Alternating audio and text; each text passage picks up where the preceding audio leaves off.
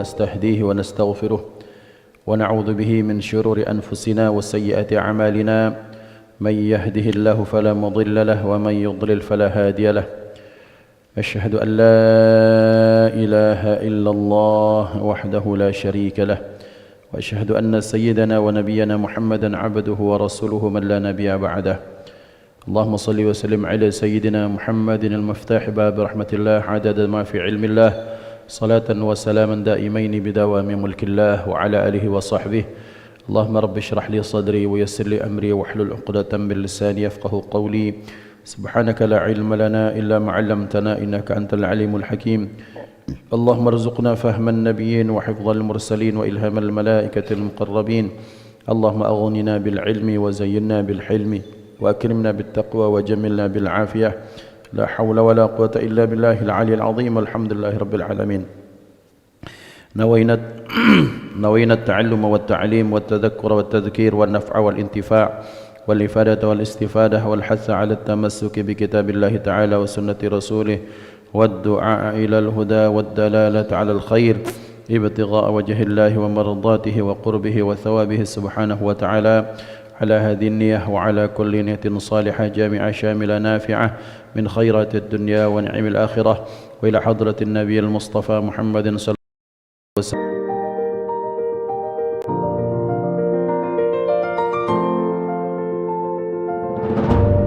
keluarga, sahabat, pengikut sekalian, amin Allahumma amin.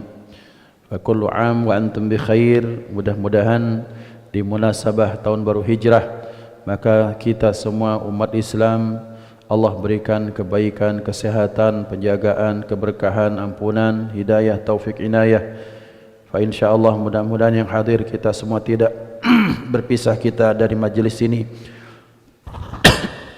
kecuali dosa-dosa kita diampunkan Allah Subhanahu wa taala, hajat kita dikabulkan Allah Subhanahu wa taala dan dimasukkan kita dalam barisan orang-orang istiqamah dalam taat, dalam amal saleh dan dalam iman insyaallah.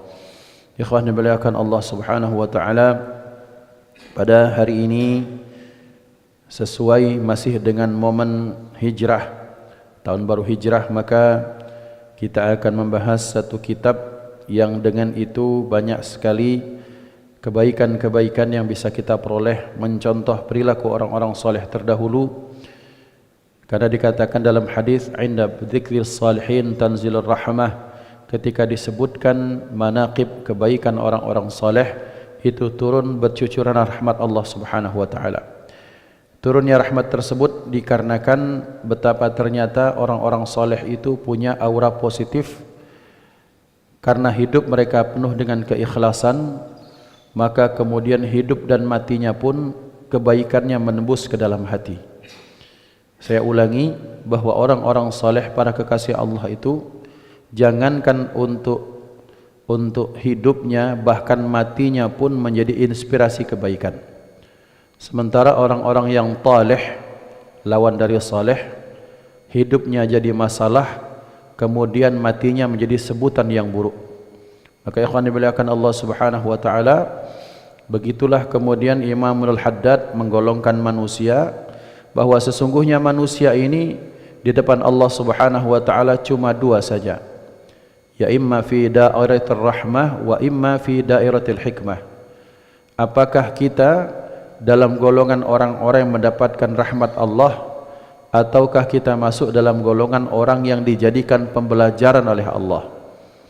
Fir'aun jaya hidupnya, kekuasaannya hebat, tapi dijadikan pembelajaran bagi manusia setelahnya. Allah sengaja awetkan jasadnya supaya menjadi iktibar bagi orang-orang setelahnya. Namrud hidupnya berkecukupan, kekuasaannya luas, tak terbatas, maka kemudian akhirnya dia ingkar, kemudian dia lupa dari kudratnya sebagai hamba Allah, menjadi orang yang lalim, maka pun akhirnya kesudahannya menjadi iktibar. Orang akan mengatakan, nak, zaman dahulu ada orang kaya, berkuasa, hebat seperti Fir'aun, tak pernah sakit, 300 tahun tak pernah sakit sekalipun, sampai mengaku jadi Tuhan. Tapi ujungnya ternyata dia tak lebih sakti daripada malakul maut, menjadi iktibar dan hikmah. Sementara ada orang yang kita berharap masuk dalam golongan tersebut adalah orang-orang yang fi dairatir rahmah, orang yang masuk lingkup yang diberikan rahmat kasih sayang oleh Allah Subhanahu wa taala. Tentunya karena kita hidup di dunia, maka kita hidup dalam hukum sababiyah, kausalitas. Kausalitas sababiyah ini kalau sering dibahasakan sebagai sunnatullah, bahwa ada sebab, ada akibat. Ada orang yang berbuat maka dia menuai apa yang dia perbuat. Kalau baik maka balasannya baik, kalau buruk balasan buruk. Maka ini adalah kausalitas yang Allah berikan kepada kita sebagai makhluk. Maka orang-orang yang mendapatkan rahmat, siapa mereka? Kalau dia belum masuk Islam, belum mendapatkan hidayah Islam, maka mereka adalah orang yang memang mencari kebenaran sejati, jujur dengan dirinya, kemudian dalam hatinya ada bentuk kasih sayang kepada makhluk Allah Ta'ala, manusiakah, siapakah, itu yang pertama. Yang kedua yang dapat rahmat adalah orang yang mereka tidak memakai pakaian Allah, yaitu sombong. Pakaian Allah, kebesaran Allah itu adalah sombongnya, maka orang yang sombong mengaku Tuhan itu sombong, menolak kebenaran itu sombong. Sementara Islam adalah kebenaran sejati yang kita yakin 100% hakul yakin bahwa kebenaran sejati itu Allah sampaikan melalui Islam. Artinya orang kalau menerima Islam maka dia sudah mengenyampingkan egonya, hawa nafsunya, pikirannya dengan menerima Islam sebagai agama Allah, sebagai Tuhan, dan Nabi Muhammad SAW diakuinya sebagai Rasulnya. Inilah puncak kebaikan, dan setelah itu ketika dia melakukan kebaikan apapun yang ikhlas lillahi ta'ala, maka orang tersebut masuk dairatul rahmah, orang yang mendapatkan kasih sayang Allah Subhanahu wa ta'ala. Ikhwan dimuliakan Allah, dengan semangat berhijrah inilah maka kemudian kita mencontoh perilaku kesolehan orang-orang terdahulu, laki-laki maupun perempuan. Karena ternyata hijrah ini ada hal yang menarik sebelum kita masuk pada pembahasan, bahwa hadis, termasuk hadis yang pertama yang kita bahas, bahwa Rasulullah sallallahu alaihi wasallam dalam Arba'in Nawawiyah menyatakan bahwa niat amal itu sangat bergantung dengan niat. Perbuatan tak diterima kecuali dengan niat, dan balasan Allah itu sangat bergantung dengan tulus atau tidaknya niat seseorang. Maka beliau menyatakan faman kanat hijratuhu. Nah, ini hadis ini. Siapa yang hijrahnya, ini tahun baru hijrah. Apa kaitan hadis ini dengan konteks hijrah? Ternyata kalau orang ingin berhijrah maka harus diawali dengan niat yang tulus lillahi ta'ala. Bahwa hijrah itu sejatinya, kalau menurut bahasa, berpindahnya seseorang dari satu tempat kepada tempat yang lain. Kemudian berpindahnya seseorang dari satu tempat yang tak menguntungkan maka pergi ke tempat yang lebih menguntungkan. Tapi dalam Islam, hijrah itu maknanya adalah ketika kita punya niatan yang tulus untuk memperbaiki diri, maka disitulah adanya hijrah. Maka kita kenal istilah-istilah yang kita kenal sekarang, anak-anak muda bilang anak hijrah, kemudian komunitas hijrah. Tapi ingat, hijrah itu harus menyeluruh. Hijrah tidak cukup yang awalnya pakai baju kaos, kemudian dia pakai gamis, itu cuma ganti baju itu. Kemudian dari klimis pakai jenggot, itu cuma penampakan luar. Bahwa semuanya akan kelihatan yang diawali semuanya dengan hati. Kalau dia tulus ikhlas lillahi ta'ala, dia mulai dari hati, maka Rasulullah menyatakan seperti ini, faman kanat hijratuhu ilallahi wa rasulih fa hijratuhu ilallahi wa rasulih. Barang siapa yang hijrahnya kepada keridhaan Allah dan keridhaan Rasul, maka dia akan mendapatkan keridhaan keduanya. Maka berarti orang yang hijrah menjadikan Allah dan Rasulnya sebagai tujuan hidup, sebagai ridha keduanya, merupakan puncak cita-cita tertinggi seorang mukmin. Maka kalau sudah seperti itu, apapun kondisi kita, apapun profesi kita, maka kita akan mengedepankan pertanyaan, kalau saya lakukan ini Allah ridha atau tidak? Kalau saya mengucapkan ini Allah ridha atau tidak? Kalau saya melakukan ini Allah ridha atau tidak? Kalau saya kemudian memutuskan ini, kira-kira Allah ridha atau tidak? Maka kalau sudah seperti itu, apapun profesi kita, mau dia profesi di atas ataukah di bawah, dia negeri atau swasta, dia rakyat ataukah pejabat, semuanya itu dalam lingkup mempertanyakan Allah ridha atau tidak, itulah orang yang hijrah. Ada orang yang mengaku dirinya hijrah, betul dia sholat Masya Allah, dia sholat berjamaah Masya Allah, tapi kemudian ternyata dari semangat dia untuk memperbaiki diri timbul satu tantangan baru, karena prestasi kesolehan seseorang ini sangat identik dengan satu tantangan baru. Apa? Meremehkan orang yang belum sesoleh dirinya. Wah, ini tantangan berat. Kalau sudah berjamaah, dia akan melihat, kenapa bapak itu kok enggak jamaah? Kenapa bapak itu kok belum berangkat? Dasar. Dasar itu sudah istihza, sudah sukhriyah, sudah meremehkan orang lain. Maka berhati-hati kita, semakin tinggi prestasi kesolehan, maka semestinya kita harus aware, kita harus hati-hati, jangan sampai terjebak dalam jebakan-jebakan yang halus. Maka orang hijrah tidak sekadar fisik. Orang hijrah pakai peci bagus, karena zaman dulu orang pakai peci untuk menunjukkan identitas keislamannya. Kemudian ada orang pulang haji untuk menunjukkan dia sudah haji. Bahkan orang baru pulang haji pakai gelang haji, tidak dilepas kecuali pas dia nak mati kira-kira. Ngapa? Untuk mengingatkan dia pernah luluh lantak badannya, menangis berdarah-darah untuk mencari ridha Allah melalui ibadah haji. Tapi jangan sampai titel yang itu kemudian istihza, merendahkan orang lain yang belum haji. Dasar kamu ini belum haji, uang nih banyak, kondisi masing-masing.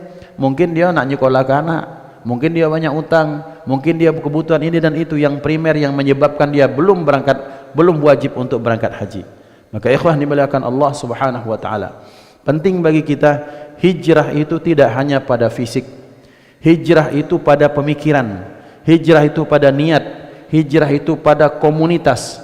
Maka kalau kita kemudian semangat berhijrah, masuk satu tempat, masuk satu kelompok, masuk satu komunitas, Masya Allah orangnya soleh semua, tetapi ingat, jangan sampai kelompok tersebut, masuk di kelompok tersebut kita merasa lebih baik dari kelompok yang lain, merasa lebih baik daripada suku yang lain, merasa lebih baik daripada komunitas yang lain. Fa insyaallah kita semua adalah orang-orang yang menuntut mencari ridha Allah Subhanahu wa taala. Maka orang yang hijrah, maka pertanyaannya adalah Allah ridha atau tidak. Yang kedua, kelak kira-kira dalam ayat kan nyatakan wajibna bika ala haula'i syahida. Wahai Muhammad, kelak di akhirat engkau akan menjadi saksi atas apa yang dilakukan oleh haula ini, oleh kaummu, oleh umatmu. Maka berarti kita ini akan dipersaksikan oleh Rasulullah SAW.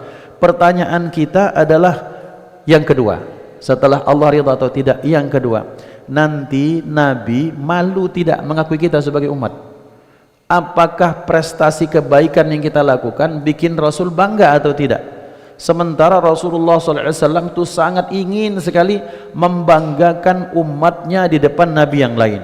Sampai-sampai beliau SAW bersabda, takatharu tanasalu fa inni mubahin bikumul umama yaumal qiyamah. Perbanyak anak kalian. Mak mano caronyo, apanya umatnya siko, apanya umatnya 4, wallahu alam. Yang penting perbanyak anak keturunan kalian. Fa inni mubahin bikumul umama yaumal qiyamah. Karena aku, kata Rasulullah, akan membanggakan kalian semua di depan umat-umat yang lain. Di depan umat Nabi Musa, Nabi Isa, Nabi Zakaria, Nabi Yahya, kemudian nabi-nabi yang lain. Allah itu sengaja, Rasulullah itu sengaja ingin membanggakan kita. Tiba-tiba yang dibangga-banggakan, diharap membuat bangga Rasulullah, ternyata bikin malu Rasulullah.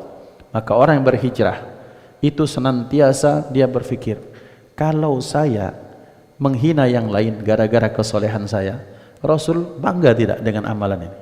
Kalau saya kemudian menyalah-nyalahkan pendapat orang lain, merasa paling benar, Rasul bangga atau tidak? Sementara dalam kehidupan Rasulullah SAW banyak kasus terjadi, sengaja Allah jadikan itu, kasus itu perbedaan para sahabat yang intinya menjadi pembelajaran bagi kita. Berbeda itu adalah kebaikan selama dalam rangka mencari Allah, mencari ridha Allah dan Rasulnya. Kan kita tahu bagaimana di Bani Quraidah, beliau menyatakan janganlah kalian itu sholat asar kecuali sampai di Bani Quraidah. Sementara asar sudah di penghujung, sahabat ada yang bergegas berlari-lari sampai masuk waktu maghrib tetap melaksanakan sholat asar. Ada yang menyatakan bahwa yang penting pesan ini supaya kita cepat-cepat nyampe kepada Bani Quraidah sehingga asarnya tidak terlambat, tidak masuk waktu maghrib. Keduanya sholat dengan kesimpulan yang berbeda. Ada yang sholat asar bergegas cepat-cepat, ada yang santai kemudian masuk ke Bani Quraidah baru sholat asar di waktu maghrib, dan sampai kepada Nabi semuanya dibenarkan. Kisah ini menunjukkan betapa ternyata ikhtilafu ummati rahmah. Perbedaan umat itu tak bisa dihindari lagi. Berarti ya ikhwan dimuliakan Allah, berbedanya kita tak menjadikan alasan kita untuk saling menjatuhkan satu sama lain. Dan ini yang dicari di akhir zaman oleh anak buah bala tentaranya Dajjal, Iblis laknatullah alaih, adalah satu yang paling dicari. Yang pertama, kekompakan. Kalau umat sudah tidak kompak, kalau ukhuwah sudah hilang, maka gampang untuk menghancurkan umat Islam dari dalam. Maka fa insyaallah dengan semangat hijrah ini kita memperbaiki diri. Pertanyaan kita adalah bahwa Allah ridha atau tidak, Rasulnya ridha atau tidak. Bismillahirrahmanirrahim. Kita masuk dalam satu nasihat Imam Abdul Wahab Asy-Sya'rani menceritakan akhlak mulia para orang-orang saleh, para aulia Allah, kekasih Allah. Wa min akhlaqihim, dan termasuk akhlak orang-orang terdahulu, orang-orang saleh radhiyallahu taala anhum, dan semoga Allah meridai mereka. Syiddatu khaufihim min Allah taala an yakhtima lahum bisu'in fayakunu minal mahjubina anhu finnar. Bahwa akhlak orang terdahulu itu, kebiasaan mereka itu, mereka senantiasa memelihara rasa takut jangan sampai su'ul khatimah. Maka sering kan kita baca dalam satu rangkaian doa, Allahumma inna nas'aluka at-taubah qabla al-maut, kemudian syahadatan indal maut, maghfiratan ba'dal maut, wa 'afwan inal hisab, atau apapun redaksi doa yang intinya bahwa kita minta supaya husnul khatimah dan dijauhkan dari su'ul khatimah. Karena mengapa? Karena Rasulullah sallallahu alaihi wasallam menyatakan bahwa sesuatu itu dihitung berdasarkan akhirnya. Kita ini semua dihitung berdasarkan akhirnya. Dan ini wajar, dan ini merupakan bentuk keadilan dalam Islam. Orang bisa punya masa lalu yang kelam, tapi ketika ternyata di akhir hayatnya ternyata dia memperbaiki diri, berhijrah, islah, dia memperbaiki dirinya, baik pikirannya, niatnya, perbuatannya, tingkah lakunya, ucapannya, kemudian komunitasnya dia perbaiki, fa insyaallah orang tersebut husnul khatimah. Terutama dikatakan oleh Sayyidina al-Imam Asy-Syafi'i menyatakan, barang siapa yang ingin dia husnul khatimahkan oleh Allah Subhanahu wa taala, hendaklah dia husnudzan kepada Allah dan husnudzan kepada hamba Allah taala. Husnudzan kepada Allah, bangun tidur terkenang, duit lagi buntu, lagi katik duit, ini sekolah bulan lanak daftar ulang lanak parak. Yakin ya Allah kau akan berikan rezeki. Ini anak ini sengaja engkau izinkan lahir ke dunia atas izinmu ya Allah, dan aku yakin bahwa engkau yang akan berikan kemudahan rezeki untuk nyekolahkan anak. Husnudzan kepada Allah, maka itu namanya orang yang berhusnudzan kepada Allah. Maka orang-orang yang berhusnudzan kepada Allah dan husnudzan kepada hamba Allah, bahwa apapun kondisi mereka, bahkan mungkin sikap mereka yang tak baik kepada kita, kita husnudzan, maka ini orang yang gampang husnul khatimah. Maka ikhwan dimuliakan Allah Subhanahu wa taala, takut sekali orang-orang terdahulu jangan sampai ditutupkan hidupnya dengan kesudahan yang tak baik. Diriwayatkan ada dua orang saudara di satu bangunan rumah, namanya di Arab itu kan gedung, imarahnya bertingkat. Si adik di bawah, si kakak di lantai atas. Si adik solehnya Masya Allah minta ampun, si kakak ternyata buruknya minta ampun. Tapi ada niatan yang tulus dari si kakak, bertahun-tahun melakukan kemaksiatan. Dia sadar, ya Allah, langkan lamanya saya ini kemudian masuk ke dalam kenistaan. Sementara si adik merasa bosan dengan kesolehan, niatnya ternyata tidak tulus lillahi ta'ala. Ini pentingnya niat untuk hijrah. Maka pengen sudah bosan melakukan amal soleh, pengen nyicip sekali-sekali jadi orang melakukan kriminal atau melakukan kemaksiatan. Si adik mau berangkat ke atas, si kakak niat hijrah, pengen taubat, minta diajari bagaimana cara taubat kepada adiknya. Kemudian sang kakak tergelincir menimpa adik, dua-duanya meninggal. Maka ternyata yang dihitung si kakak dihitung husnul khatimah, yang adik dihitung su'ul khatimah, na'udzubillah. Maka ikhwan dimuliakan Allah Subhanahu wa taala. Maka dalam Islam kita tak boleh betul ngejudge orang itu bahwa fulan bin fulan ahli maksiat dan dia su'ul khatimah, apalagi bilang dia tersebut ahli neraka, na'udzubillah. Kita tidak punya otoritas untuk mengklaim orang itu bahwa orang tersebut orang yang sesat. Kita tidak punya otoritas ngeklaim orang tersebut kemudian ahli jahannam, na'udzubillah. Ketahuan barang itu tuh kaget kalaulah sampai di akhirat, dan itu haknya Allah Subhanahu wa ta'ala. Tapi kan sekarang banyak panitia surga, panitia neraka sudah muncul yang bernama manusia-manusia yang tak sadar. Dengan bermodalkan sedikit kesolehan, sedikit kemudian effort, kemudian belajar ini belajar itu, kemudian masuk dalam jebakan iblis yang sangat halus, merasa lebih baik daripada yang lain, dan ini musibah yang besar. Maka kita terus berhati-hati. Makanya Syekh Abdul Qadir Al-Jilani qaddasallahu sirrahul aziz, beliau menyatakan, apabila engkau melihat kebaikan yang dilakukan orang lain selain dirimu, maka hadirkan husnudzan kepada mereka. Kalau anak kecil, lihat positifnya, Masya Allah, anak ini kecil, masih belum baligh, masih bersih, belum kena noda. Kalau lihat orang yang tua, ya Allah, ini bapak saya yakin lahirnya lebih duluan dibandingkan saya, syahadatnya lebih duluan dibandingkan saya, sholat 5 waktunya lebih baik, lebih banyak daripada saya. Ngelihat orang yang sama, Masya Allah, temanku ini sehatnya minta ampun, aku yakin dengan kesehatannya dia melakukan kebaikan kesolehan yang banyak. Melihat kemudian ternyata melihat ahli maksiat zahir depan kita, kita katakan sekarang boleh jadi dia maksiat, dan aku yakin sebelum meninggalnya Allah akan bukakan pintu taubat untuknya. Bahkan melihat orang yang masih belum iman, sekarang aku Islam, sekarang dia belum iman, siapa yang bisa menjamin akhir hayat masing-masing? Maka kita minta, ya Allah biha, ya Allah biha, ya Allah bihusnil khatimah, seperti yang kita bacakan di Ratibul Haddad kemarin. Ya Allah biha, ya Allah biha, ya Allah bihusnil khatimah. Ya Allah, dengan berkah rahmat ridhamu ya Allah, kami minta husnul khatimah. Maka tugas kita jangan menilai orang dari buruknya, tapi kita mencari nilai-nilai kebaikan orang tersebut. Karena lihat bagaimana Sayyidina Umar bin Khattab yang beliau luar biasa, tapi ternyata akhir hayatnya bahkan kriminalis, kalau bisa seperti itu. Minta maaf kepada Sayyidina Umar untuk memahamkan kita semua. Seorang mantan kriminalis taubat kepada Allah, sekarang meninggalnya kita mengucapkan salam kepada beliau, karena beliau dimakamkan di samping Sayyidina Abi Bakar As-Siddiq, di dekat di samping baginda Nabi Muhammad sallallahu alaihi wasallam. Setelah kita salam kepada hadratul Rasul, salam kepada Sayyidina Abu Bakar, kita salam kepada Sayyidina Umar yang dulunya dia adalah menjadi musuh Allah dan Rasulnya.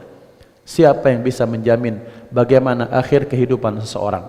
Tinggal kita nak ngijaukan diri kita dewek-dewek. Jangan sibuk mencari kekurangan orang lain, tapi sibuk kita mengevaluasi dan kekurangan kita, sehingga kita perbaiki, sehingga kita atas izin Allah bisa husnul khatimah. Setelah husnudzan kepada Allah dan kepada hamba Allah, apa yang membuat kita berpotensi untuk husnul khatimah? Iman, amal soleh sudah pasti. Istiqamah dalam kebaikan. Karena dinyatakan, sering disampaikan, man ta'awwada ala syai'in mata alaih. Siapa yang biasa melakukan sesuatu, maka dia akan matikan dalam kebiasaan tersebut.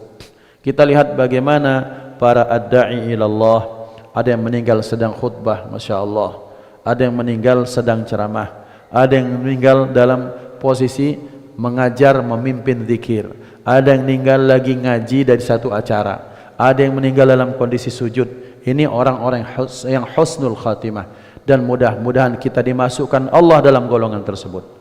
Tapi tak sedikit buka YouTube orang-orang yang mati lagi, maaf, lagi joget, lagi maaf, lagi di panggung itu, tiba-tiba blek meninggal di tempat, lagi mabuk, lagi na'udzubillah melakukan keburukan. Maka kita orang-orang terdahulu sangat takut jangan sampai mereka husnul khatimah. Kemudian beliau menyatakan, wa kana al-Hasan al-Basri, adalah Imam Hasan al-Basri radhiyallahu anhu, idza sami'a bi hadithi akhiru man yakhruju minan nar rajulun yakhruju ba'da alfi sanatin, yaqulul Hasanu ya laitani kuntu dhalikar rajula wa qila lahu yawman fi dhalika faqala alaysa yakhruju minan nar. Ini Imam Hasan al-Basri, betapa tawaduknya beliau. Beliau setiap kali mendengar hadis tentang ada diriwayatkan Rasulullah sallallahu alaihi wasallam, ada seorang laki-laki yang terakhir keluar daripada neraka. Kemudian kapan beliau keluar? Yakhruju ba'da alfi sanatin, ini orang keluar setelah 1000 tahun. A'udzubillah. Imam Hasan al-Basri itu setiap mendengar hadis ada tentang cerita Rasulullah sallallahu alaihi wasallam, dan Imam Hasan al-Basri ini terpaut cuma beda satu generasi saja. Kenapa? Karena beliau min kibarit tabi'in, beliau termasuk seniornya tabi'in. Maka Imam Hasan al-Basri itu ketika beliau kecil bayinya, itu beliau termasuk keluarganya salah satu istri Rasulullah sallallahu alaihi wasallam. Maka beliau sangat dekat dengan Rasulullah walaupun tak berjumpa karena beliau tabi'in. Maka Imam Hasan al-Basri itu setiap kali mendengar hadis tentang seorang laki-laki yang terakhir yang keluar daripada neraka, beliau menyatakan, ya laitani kuntu dhalikar rajula, andaikan saja aku jadi orang tersebut, kata beliau. Heran, kok bisa seperti itu?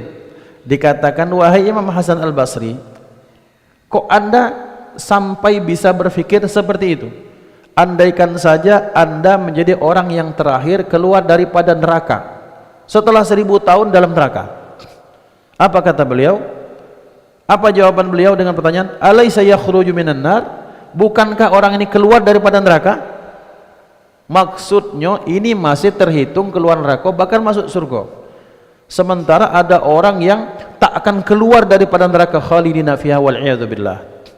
Menunjukkan betapa ternyata beliau orang yang sangat tawaduk kepada Allah, sangat rendah hatinya. Imam Hasan al-Basri, sayyidu kibarit tabi'in. Kibarut tabi'in termasuk penghulu pemimpinnya tabi'in besar, tabi'in senior. Maka beliau menyatakan tentang laki-laki yang terakhir, seorang laki-laki yang terakhir keluar daripada neraka setelah 1000 tahun, beliau menyatakan, andaikan saja aku jadi orang itu. Maksudnya makmano, maksudnya kalau aku jadi orang itu berarti aku masih dikeluarkan Allah dari neraka. Sementara ada golongan atau banyak orang yang tak pernah dikeluarkan Allah Subhanahu wa taala dari dalam neraka. Wal iyadzu billah. Maka ikhwan dimuliakan Allah, menunjukkan betapa takutnya mereka dalam kondisi-kondisi seperti ini. Dan betapa ternyata yang kedua, sedikit hal yang berbau akhirat bagi orang yang taubat kepada Allah sangat besar. Ada orang menyatakan, ya Rabb, kami pengen masuk surga bi ghairi hisab. Betul, ada. Tapi kemudian ada yang menyatakan, ya Rabb, kami pengen bertetangga dengan para nabi dan rasul. Banyak. Ya Rabb, kami pengen hisaban yasira, dihisab dengan hisab yang sangat gampang dan mudah. Ada. Tapi ada orang yang bahkan dengan ketawaduan beliau, dengan kesolehan, kewalian, wara' zuhud beliau, bahkan menyatakan, kalau ada orang yang terakhir masuk keluar daripada neraka, maka ya Allah jadikan aku orang tersebut. Intinya tetap akan dikeluarkan dari neraka dan dimasukkan ke dalam surganya Allah Subhanahu wa taala. Nah, mengapa? Mengajarkan kepada kita berikutnya, galak-galak ngaco diri sesuai dengan yang sesungguhnya. Kadang musibah yang terbesar ketika kita terhijab dari kebenaran adalah tingginya kita menilai diri kita sendiri. Kita ini sering menilai diri kita ini terlalu soleh. Akulah baik, akulah prestasi banyak, amal lah banyak, umroh bolak-balik, hajilah sekian kali, akulah ngumrohkan orang tua, aku sudah melakukan kebaikan. Tapi kita lupa jangan-jangan ada amalan-amalan buruk yang kita lakukan yang bahkan kemudian amalan tersebut menjadi hangus, na'udzubillah. Riya dalam amal. Riya itu menjadikan amal kita kemudian tak dinilai Allah. Kemudian dengki menjadikan amalan kita apa? Amalan kita dibakar oleh Allah Subhanahu wa taala hangus tak berbekas. Kemudian apa? Kemudian ketika melakukan sesuatu niatnya adalah untuk dunia. Bahkan kalau dilanjutkan hadis tadi, barang siapa yang hijrah kepada Allah dan Rasulnya, hijrahnya kepada Allah dan Rasulnya. Barang siapa yang hijrahnya untuk bisnis, pindah dari Palembang ke IKN misalnya, ngapo? Pacak lemak jualan pempek, dapat dia jualan pempek di situ. Untung dia, suge dia. Tapi kemudian apakah hijrahnya itu dihitung pahala? Tidak, karena dia perhitungan bisnis. Maka pantas orang zaman dulu ngomong kalau nak berangkat nuntut ilmu kemana-mana, cari masjid supaya niatmu itu terselamatkan, bukan untuk dunia, tapi niatmu adalah mencari ridha Allah. Dan barang siapa, sabda Rasulullah, yang hijrahnya karena seorang wanita untuk dinikahi, maka dinyatakan ada seorang laki-laki yang pengen nikah, ternyata ini wanita cantik. Duluan dia jatuh cinta sama wanita tersebut. Dengar-dengar ketika ditawari nak hijrah dak sama Rasulullah, ada galah lesu aku. Tapi dia tak tahu ternyata wanita yang dia naksir ini bernama Ummul Qais ini, ternyata dia hijrah bersama Rasulullah. Akhirnya dia berangkat siap-siap. Ketika ditanya kawan, nak kemana kau? Aku nak hijrah. Ngapo? Ada gadis pujaan hati, cucung besira kira-kira mah itu. Kemudian berangkat sampai ke Madinah, diejek kawan-kawan. Ngapo? Apa? Al-Muhajir Ummu Qais. Dia hijrah gara-gara untuk menikahi wanita yang elok tersebut. Dapat pernikahannya, tapi tak dapat nilai pahala hijrah kepada Allah dan Rasulnya. Tempatnya tetap Madinah, hijrahnya tetap bertemu dengan Rasulullah, tapi nilai hijrahnya tak dihitung sebagai hijrah orang yang hijrah karena Allah dan Rasulnya. Berarti kalau kita umroh, kalau kita haji, tak benar niat kita, jangan-jangan mbak itu juga kita ini sama dengan mamang ini, maka berarti amalan apapun kalau kita lakukan, maka kita niatkan lillahi ta'ala. Nah ikhwan dimulakan Allah Subhanahu wa ta'ala. Bahkan Imam Hasan Al-Basri menyatakan, andaikan aku menjadi laki-laki tersebut, walaupun dia diazab 1000 tahun lamanya, tetap dia keluar dari neraka dan mendapatkan surga dan rahmat Allah Subhanahu wa ta'ala setelah itu. Kemudian selanjutnya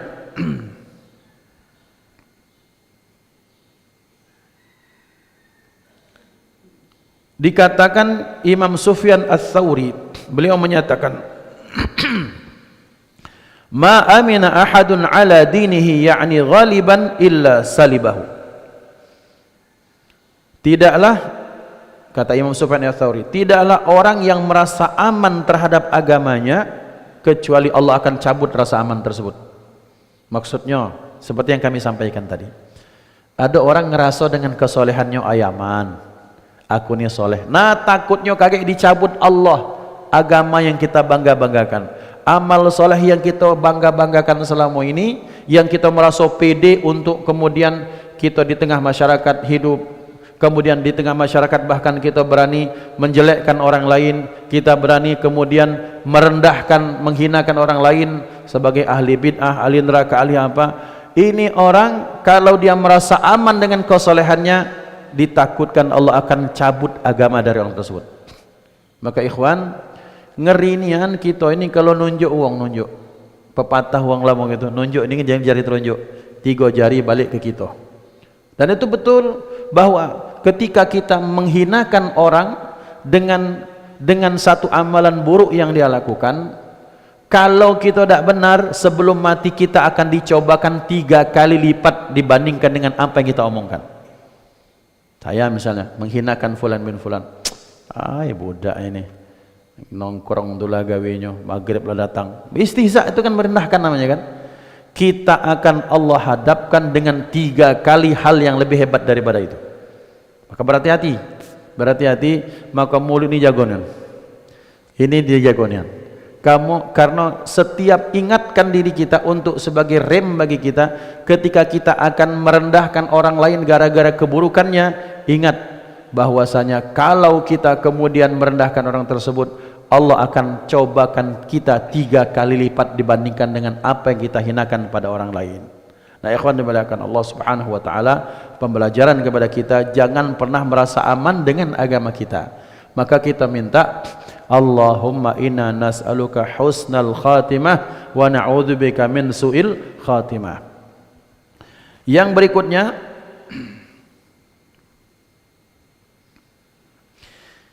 wa kana al-imam Abu Hanifah radhiyallahu anhu yaqulu aktsaru ma yuslabu minan nasi al-imanu 'indal mauti. Al-Imam Abu Hanifah ini Al-Imamul A'zam, beliau mengatakan hal yang paling banyak dicabut dari manusia adalah iman ketika meninggal. Na'udzubillah tsumma na'udzubillah. Kata beliau, hal yang paling banyak, mayoritas sesuatu yang dicabut oleh Allah dari seseorang itu bukan ilmunya, tetapi imannya ketika sedang sakaratul maut. Maka sakaratul maut itu kan dibahasakan dengan sakaratul maut, bahwa orang tersebut dalam kondisi seperti itu dia merasakan haus padahal mungkin dia sudah dikasih minum. Dia merasakan lapar padahal tadi baru dia berselang berapa menit, berapa jam mungkin dia sudah makan. Tapi ada yang merasakan haus, merasakan lapar, merasakan panas, sehingga menghilangkan kesadaran, dan datanglah iblis, setan beserta bala tentaranya untuk menggodakannya. Maka kemudian disitulah orang tersebut, kalau dia tak benar, dicabut keimanan dalam dirinya. Wal'iyadzubillah. Mudah-mudahan Allah menetapkan husnul khatimah untuk kita semua. Amin, Allahumma amin. Wa kana Bishrun al-Hafi rahimahullahu ta'ala yaqulu idza sa'adatil malaikatu bi ruhil mu'mini wa qad mata 'alal islam ta'ajjabatil malaikatu minhu wa qalu kaifa naja hadha minad dunya wa qad halaka fiha khiyaruna. Imam Bishr al-Hafi, Bishr al-Hafi ini Bishr yang bertelanjang kaki, Imam Bishr yang berjalan nyeker, tak pakai alas kaki. Jadi dulunya pembelajarannya, Imam Bishr al-Hafi ini hidup di Irak, di Basrah kalau tak salah. Beliau ini dulunya yaitu preman, segala bentuk kemaksiatan dilakukan, sampai kemudian beliau berhijrah, bertaubat kepada Allah Subhanahu wa taala. Dan perlambangan taubatnya setelah itu beliau menanggalkan semua pakaian-pakaian yang mewah, digantikan dengan pakaian sederhana. Dan beliau sampai pada satu waridat untuk tak memakai alas kaki sampai beliau meninggal. Nah, kemudian orang berpikir, mana ini dari rumahnya, dari masjid kemana, masuk masjid lagi kan kotor tuh. Apakah tidak ada kotoran hewan? Sementara di Arab kita tahu ada keledai, ada onta, ada kuda. Maka Allah jadikan takarruman lihadar rajulis salih. Allah memuliakan Bishr al-Hafi. Di semasa hidupnya tidak ada kuda, tidak ada onta, tidak ada keledai yang berani buang air, buang kotoran sembarangan. Jadi Basrah itu bersih semua. Jadi posisinya tidak ada najis. Inilah karomah, salah satu karomah Bishr al-Hafi. Jadi tak pakai sepatu, tak pakai alas kaki. Jadi beliau tak kata istilah kaget kalau makan nak mindahkan sendal, Pak Haji tak kata. Nak mindahkan sepatu tu tak kata. Jadi beliau tu kalau jalan nyeker, namanya al-Hafi, orang tak beralas kaki. Dan ternyata Allah jadikan karomahnya beliau, tidak ada hewan yang kencing atau buang kotoran sembarangan, memuliakan Imam Bishr Al-Hafi. Imam Bishr Al-Hafi menyatakan, apabila malaikat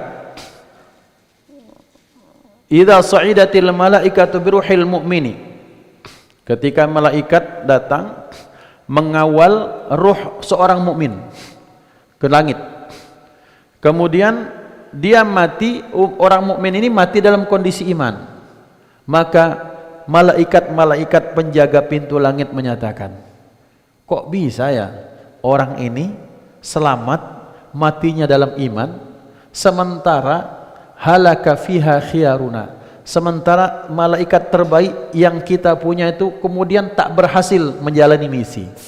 Nah, ini kita kaitkan dengan cerita malaikat Harut dan Marut.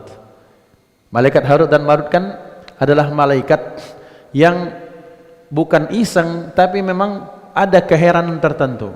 Wahai Allah, wahai Tuhan kami, kenapa hambamu yang diciptakan dari tanah ini kok bisa, kalau dia baik bisa mengalahkan kami malaikat, tapi kalau dia buruk jatuh bisa mengalahkan hewan keburukannya. Maka kata Allah, ya karena dia ada nafsu, karena dia ada keinginan. Maka kata Harut dan Marut, kami ya Allah kalau dijadikan manusia, oh kami tak akan maksiat ya Allah, kami akan tetap banyak, kami akan tak akan menikah, kami akan terus zikir segala macam. Kata Allah, ya khair, kita cobakan bagaimana.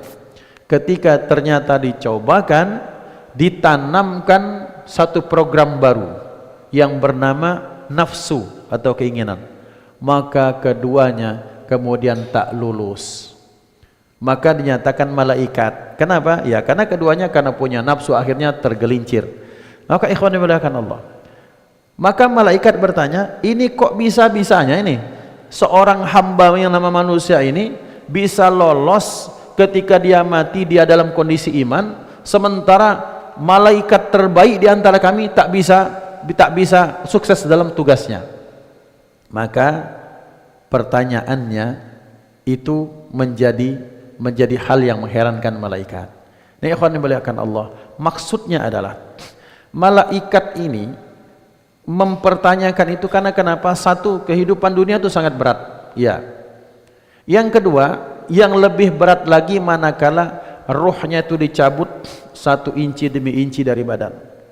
Kesakitan yang luar biasa, kelaparan, kehausan, kepanasan yang luar biasa, yang itu kemudian datang tawaran-tawaran debt kolektornya, iblis beserta bala tentara, nawarkan minum, nawarkan hidup yang mulia, dengan syarat sudah kau nunduk saja seperti kepada Barseso, maka matinya dalam su'ul khatimah.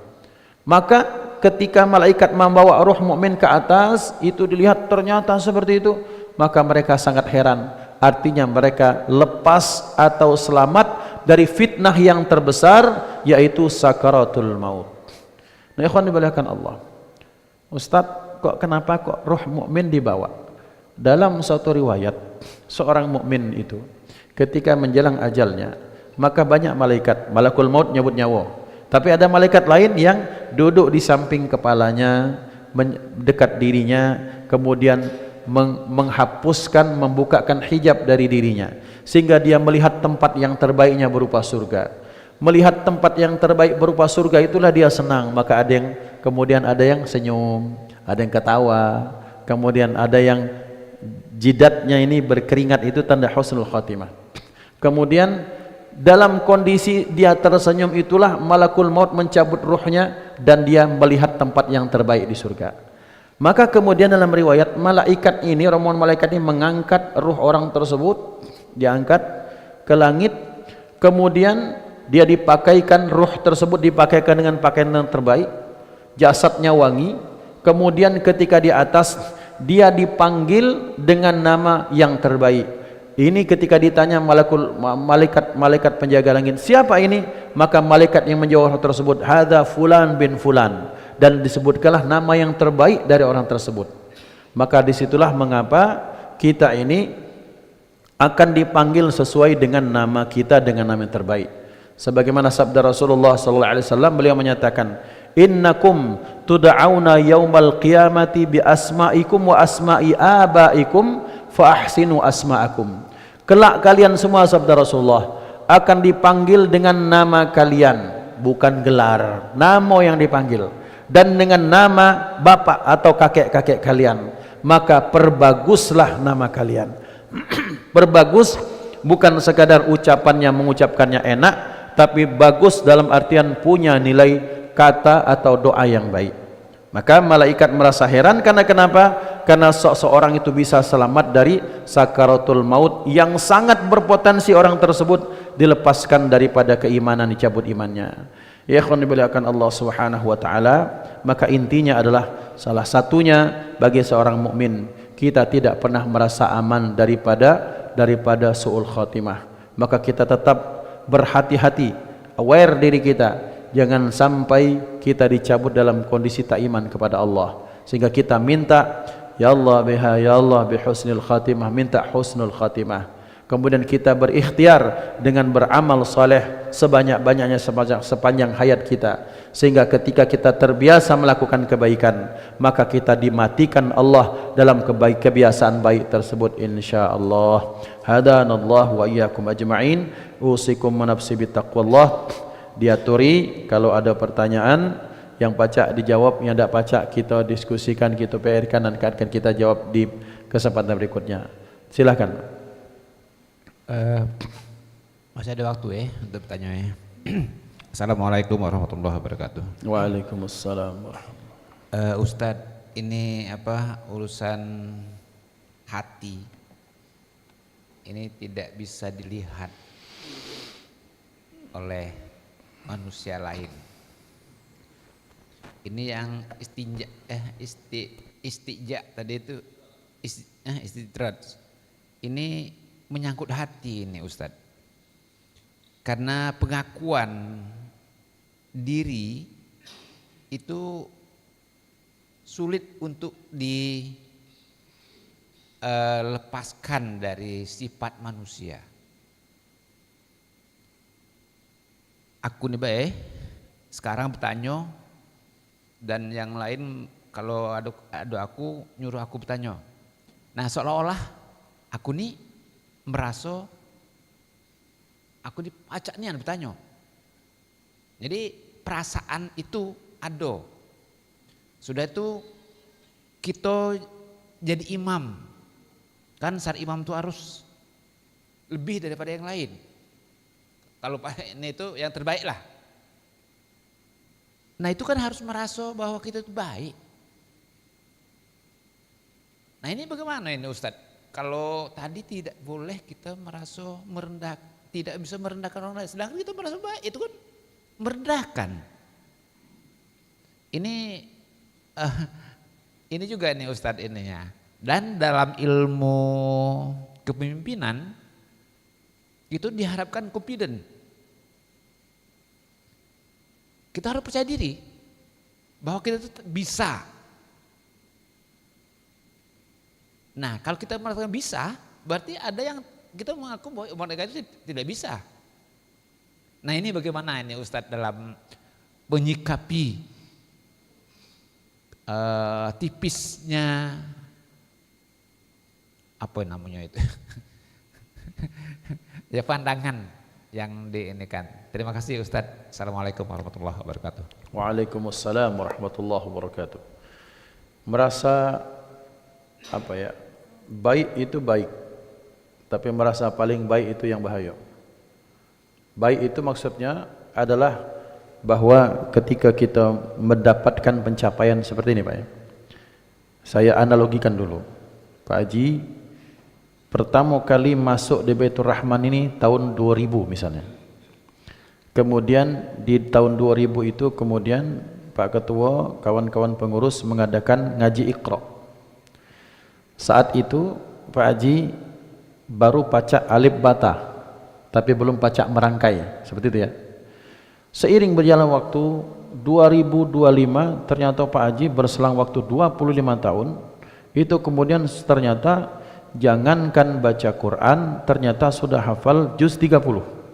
Nah, maka kita mengatakan alhamdulillah ya Allah, engkau mampukan aku untuk ngaji sampai saat ini, sehingga aku pacak ngaji. ya merasa pacak ngaji karena memang pacak kan. Tapi dengan pacak ngaji itu kemudian merendahkan orang lain, nah di situ masalahnya. Kau ini tak ngaji, ngajilah. Dalam hati, cak aku ini nak. Merasa bangga dengan diri sendiri, dengan pendapat sendiri, dengan prestasi sendiri, kemudian dia tidak menisbatkan itu kepada Allah, itulah ujub. Saya ulangi, merasa takjub dengan diri sendiri, merasa alangkah bagusnya bacaan Quranku, tapi tidak dinisbatkan ini kan suara yang diberikan Allah, kemampuan diberikan Allah. Dia tak menyandarkan nikmat tersebut kepada Allah sehingga merasa kagum dengan diri sendirinya, itulah ujub. Itu ya, ujub, merasa takjub, merasa wah dengan diri sendiri. Kalau itu kemudian dia keluarkan kepada orang lain dengan merendahkan, itu namanya sombong atau takabur. Oke. Bolehkah Ustadz merasa baik? Wajib. Ngapa? Dari masuk 2000 sampai 2025 artinya ada pencapaian. Supaya apa? Supaya ada semangat 2026 bukan juz 30 tapi naik ke juz 1 atau juz 29. Jadi kalau orang confident, wajib confident. Kita kalau tidak confident depan musuh Islam, hancur kita. Kita wajib Islam tuh pakai baju bagus, baju mewah, orang Islam kaya pakai Ferrari, wajib. Tapi Ferrari ini Allah yang kasih, sehingga selamat dari ujub. Kemudian ada kawan mobil buruk, baru main ini sombong. Maka, Pak, kami ini mobil kami tidak cakap, ini bakal jadi sampah juga Pak, sama baik. Itulah rendah hati. Jadi apakah kita tidak boleh merasa baik? Bagian dari nikmat yang Allah berikan itu wajib merasa baik. Tapi ingat, harus disadari, alhamdulillah ya Allah, kalau dak kau dak akan aku pacak mak ini. Sehingga kita punya semangat untuk memperbaiki diri. Yang dak boleh itu kan Pak, kalau lu sudah pacak ngaji, ada imam di depan, bacaan imam kurang dengung, dalam hati. Bahkan kalau ada yang mungkin hafalannya banyak, misalnya na'udzubillah, ini sekedar ilustrasi kapanlah imam ini salah biar pacak aku benar ke? Nak nunjukkan dia pacak hafal ayat tersebut, itu belis. Maka jangan dikira orang soleh atau pencapaian ilmunya itu semakin banyak semakin tinggi dia selamatlah. Bahkan semakin banyak komponen, instrumen, tools dalam diri kita ini, maka semakin banyak jalan bagi setan untuk menjadikan itu sebagai alat untuk mengecoh diri kita. Kuncinya satu apa? Zikrullah, zikir kepada Allah. Jadi kalau kita misalnya nak ngomong ini, ya Allah, dalam hati, ya Allah, selamat kita dari kita merendahkan orang lain. Karena orang kalau sudah merendahkan orang lain, maka biasanya satu, dia lupa bahwa nikmat itu dari Allah, pasti itu. Fir'aun ngaku Tuhan, ngapa? Karena dia merasa sehat, merasa tak melibatkan Tuhan, sehingga akhirnya kemudian dia merasa aku ini dewa atau Tuhan tertinggi. Ngapa? Karena dia melupakan campur tangan Allah di situ. Orang kalau lupa dari campur tangan kepada Allah pada dirinya, penyakit pertama ujub, yang kedua sombong itu pasti ada. Ujub itu merasa takjub dengan diri sendiri, kemudian sombong merendahkan orang lain. Padahal dia lupa, kau nak sombong ini, ingat kau kemarin ketangkap maling kapan itu, Allah tutupkan aibmu. Keingat, astagfirullah, ya Allah ya. Ingat kau dulu pernah misalnya makan barang yang haram, melakukan hal yang tak Allah ridai. Ingat, Allah masih simpan sampai sekarang. Kita ngomong dari diri sendiri, astagfirullah. Urung kita nak ngolah ke wong lain.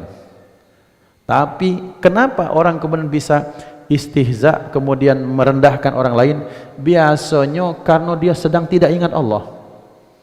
Maka pantas kalau Nabi Muhammad SAW menyatakan, orang mencuri, orang berzina, orang mabuk, orang yang melakukan kemaksiatan, itu tak dianggap beriman saat itu. Ngapa? Kalau dia ada iman, Allah hadir dalam hatinya, tak akan mungkin dia melakukan kemaksiatan.